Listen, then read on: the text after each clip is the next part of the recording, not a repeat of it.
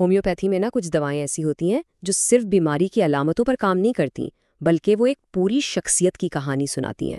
اور آج ہم ایک ایسی ہی دوا کی بات کرنے والے ہیں، کاسٹکم، جسے اکثر مثالی جنگجو کہا جاتا ہے۔ تو اس جنگجو کو سمجھنے کے لیے ہم کیا کیا دیکھیں گے؟ سب سے پہلے اس کی سوچ، یعنی اس کا آئیڈیلسٹک ہونا۔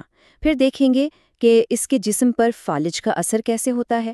اس کی ایک خاص نشانی ہے مس سے، ان کی بات کریں گے۔ پھر اس کا دوسری دواؤں سے موازنہ کریں گے، اور آخر میں موسم اسے کیسے متاثر کرتا ہے، اس پر بھی ایک نظر ڈالیں گے۔ تو چلیں شروع کرتے ہیں۔ کاسٹکم کی شخصیت کی جڑ میں کیا ہے؟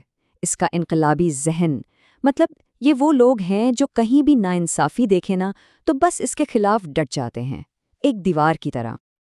اور ان کی اس لڑائی کی وجہ کیا ہے؟ دوسروں کے لیے شدید ہمدردی۔ اور یہ صرف کوئی دکھاوا یا احساس نہیں ہے، بلکہ ہے ایک ایسی زبردست طاقت ہے جو انہیں کچھ کرنے پر، ایکشن لینے پر مجبور کر دیتی ہے۔ اچھا، تو ان کی سوچ کام کیسے کرتی ہے؟ پہلی بات، یہ ناانصافی تو بالکل برداشت نہیں کر سکتے۔ ان کے اندر ایک باغی چھپا ہوتا ہے، اور اکثر ان کی بیماریاں بھی کسی پرانے گہرے غم سے جڑی ہوتی ہیں۔ اپنے نظریات کو لے کر یہ کبھی کبھی جنونی بھی ہو جاتے ہیں، اور ذمہ داری کا احساس بہت زیادہ، خاص طور پر اپنے لوگوں کے لیے، اپنے خاندان کے لیے۔ اور انہیں ہر وقت یہ ڈر لگا رہتا ہے کہ کہیں ان کے پیاروں کے ساتھ کچھ برا نہ ہو جائے۔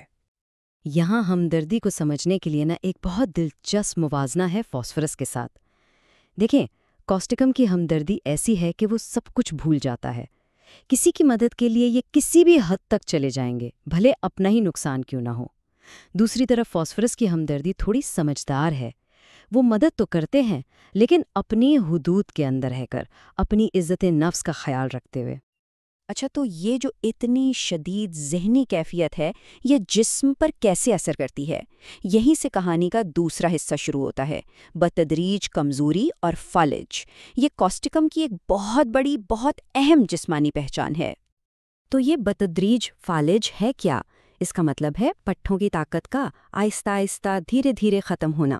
اور خاص بات یہ ہے کہ یہ اکثر پورے جسم پر نہیں، بلکہ کسی ایک حصے پر اثر کرتا ہے۔ اور یہ سب کچھ ایک دم سے نہیں ہوتا، اس کے کچھ مراحل ہیں۔ پہلے تو بس ایک ہلکی سی کمزوری محسوس ہوتی ہے، پھر ایسا لگتا ہے جیسے طاقت ختم ہو رہی ہے، جسم جیسے بے جان ہو رہا ہو۔ اس کے بعد مسلز میں ایک لڑکھڑاہٹ سی آ جاتی ہے، اور آخر میں جسم کا کوئی ایک حصہ مفلوج ہو جاتا ہے۔ تو یہ فالج کہاں کہاں اثر کرتا ہے؟ کچھ خاص جگہیں ہیں، جیسے پلکوں کا جھک جانا، جسے پٹوسس بھی کہتے ہیں، گلے کی آواز کا بیٹھ جانا یا بالکل ختم ہو جانا، چہرے پر فالج کا اثر، اور زیادہ تر دائیں طرف مثانے کی کمزوری، اتنی کہ کھانسنے یا چھینکنے پر بھی پیشاب خطا ہو جاتا ہے۔ اور یہی حال مقد اور ہاتھ پاؤں کا بھی ہو سکتا ہے۔ ان سب جسمانی تکلیفوں کے ساتھ ایک خاص طرح کا احساس بھی ہوتا ہے، جیسے ہر جگہ جلن ہو رہی ہو، کچا پن ہو یا دکھن ہو۔ یہ احساس کاسٹکم کی بیماریوں کی ایک بہت بڑی نشانی ہے۔ اچھا، جسمانی علامتوں میں ایک اور چیز ہے جو کاسٹکم کا کالنگ کارڈ ہے، وہ ہیں اس کے خاص قسم کے مسے۔ یہ مسے بھی بڑے دلچسپ ہوتے ہیں، جیسے ناک کی نوک پر بڑے اور کھردرے سے، انگلیوں کے سروں پر جو سخت ہوتے ہیں اور ذرا سی چوٹ لگنے پر ان سے خون بہنے لگتا ہے، ناخنوں کے آس پاس اکثر ڈنٹھل والے ہوتے ہیں، اور پلکوں اور بھووں پر بھی، جن سے ہلکی ہلکی نمی نکلتی رہتی ہے۔ لیکن اب سوال یہ ہے کہ کاسٹکم کی یہ ساری علامتیں دوسری دواؤں سے کیسے مختلف ہیں؟ یہ سمجھنا بہت ضروری ہے تاکہ تصویر بالکل صاف ہو جائے۔ تو آئیے اسی سوال کا جواب ڈھونڈتے ہیں، اور کاسٹکم کا کچھ دوسری دواؤں سے موازنہ کر کے دیکھتے ہیں تاکہ اس کی پہچان اور پختہ ہو جائے۔ مسوں کی بات کریں تو سب سے پہلے ذہن میں تھوجا آتی ہے نا؟ تو فرق کیا ہے؟ کاسٹکم کے مسے بڑے، کھردرے، سخت اور آسانی سے خون بہنے والے ہوتے ہیں، اور ان کی جڑ بھی چوڑی ہوتی ہے۔ لیکن تھوجا کے مسے اکثر پھول گوبھی جیسے ہوتے ہیں، اور ان کی جڑ پتلی یا ڈنٹھل کی طرح ہوتی ہے۔ یہ ایک بڑا فرق ہے۔ اب فالج کو دیکھتے ہیں۔ جیسا کہ ہم نے بات کی، کاسٹکم میں فالج آہستہ آہستہ آتا ہے، لیکن ایکونائٹ میں بالکل الٹ۔ وہاں فالج اچانک حملہ کرتا ہے، خاص طور پر جب ٹھنڈی خشک ہوا لگ جائے۔ تو یہ فرق تشخیص کے لیے بہت ہی اہم ہے۔ اور آخر میں چلتے ہیں کاسٹکم کے ویدر رپورٹ کی طرف، مطلب کون سا موسم اسے راس آتا ہے اور کون سا نہیں۔ دیکھیں، جب موسم بالکل صاف ہو، اچھا ہو، تو کاسٹیکم کی تکلیفیں بڑھ جاتی ہیں۔